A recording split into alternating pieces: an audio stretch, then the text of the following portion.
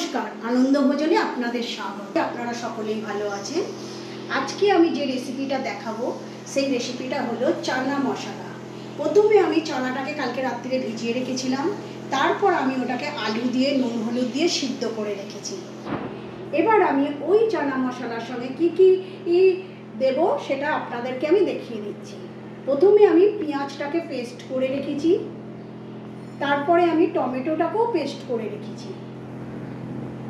এবার আমি আদা, কাঁচা লঙ্কা আর রসুন একসাথে পেস্ট করে রেখেছি। ফোড়নের জন্য গোটা জিরে আর তেজপাতা রেখেছি, আর ধনিয়া পাতাও আমি কুচিয়ে রেখেছি। এবার আমি গ্যাসটা জ্বেলে দিয়েছি, গ্যাসের ওপরে কড়া বসিয়ে দিয়েছি এবং কড়ার মধ্যে সর্ষের তেলটাও আমি দিয়ে দিয়েছি। সর্ষের তেলটা দেখুন গরম হয়ে গেছে, মধ্যে গোটা জিরে আর তেজপাতাটা ফোড়ন দিয়ে দেব।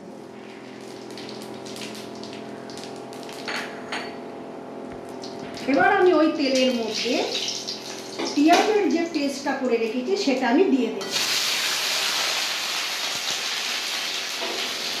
পেঁয়াজটা আমি ভালো করে ভেজে নেবো যতক্ষণ না ব্রাউন কালার আসছে।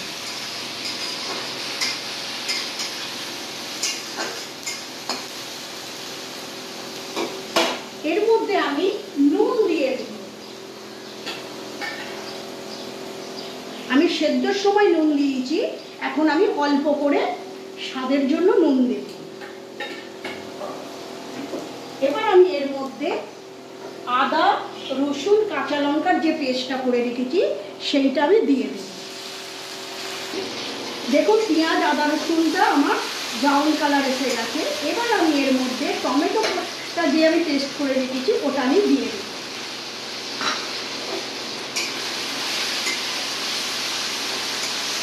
এবার আমি তেলের মধ্যে হালকা চিনি দেবো। আমি সব রান্নার মধ্যে হালকা চিনি দিই, কেননা নুন আর চিনি যদি সমান সমান থাকে তাহলে তার স্বাদটা হয় সম্পূর্ণ আলাদা আর খুব টেস্টি। আমি অল্প চিনি দিলাম। এবার আমি এর মধ্যে গুঁড়ো মশলাগুলো একটা একটা করে দিয়ে দেবো। প্রথমে আমি এর মধ্যে অল্প হলুদ দেবো, কেননা আমি সেদ্ধ করার সময় হলুদ দিয়েছি। এরপরে আমি দেবো ধনে গুঁড়ো,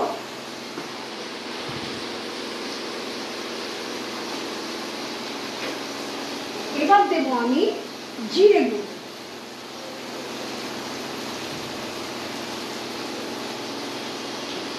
এবার দেবো আমি কাশ্মীরি লঙ্কা গুঁড়ো। আমি যেহেতু কাঁচা লঙ্কার পেস্ট দিয়েছি ওই জন্য কালারের জন্য আমি কাশ্মীরি লঙ্কা গুঁড়োটা এর মধ্যে দিয়ে দেব। এবার আমি সব মশলাগুলো ভালো করে কষে নেবো যতক্ষণ না তেলটা ওপরে ফুটে আসছে।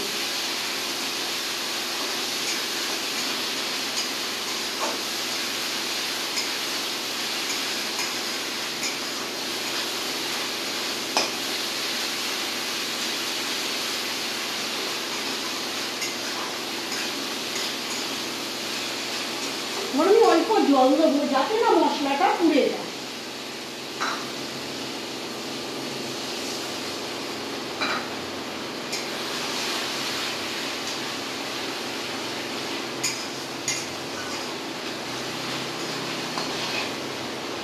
এবার দেখুন মশলাটার মধ্যে দিয়ে কাঁচা গন্ধটাও চলে গেছে, তেলটাও উপরে উঠে এসেছে এবং কালারটা খুব সুন্দর দেখতেও হয়েছে। এবার আমি এর মধ্যে সেদ্ধ করে রাখা যে চানা আর আলুটা রয়েছে সেইটা আমি এর মধ্যে দিয়ে দেব।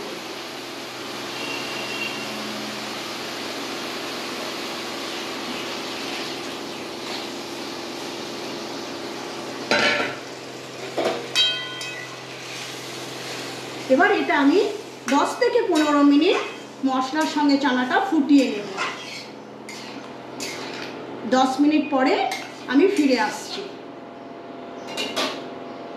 দেখুন আমি 15 মিনিট পরে ফিরে এসেছি, চানাটা আমার রেডি হয়ে গেছে। এবার আমি এর মধ্যে গুঁড়ো গরম মশলা আর ধনে পাতা দিয়ে আমি নামিয়ে নেব।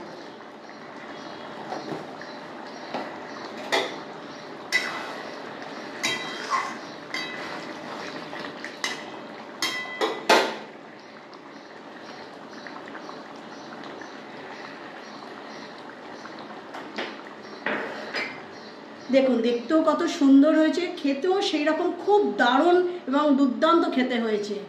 আপনারা এইভাবে চানা মশলাটা একবার ট্রাই করে দেখবেন, অবশ্যই আশা করি ভালো লাগবে।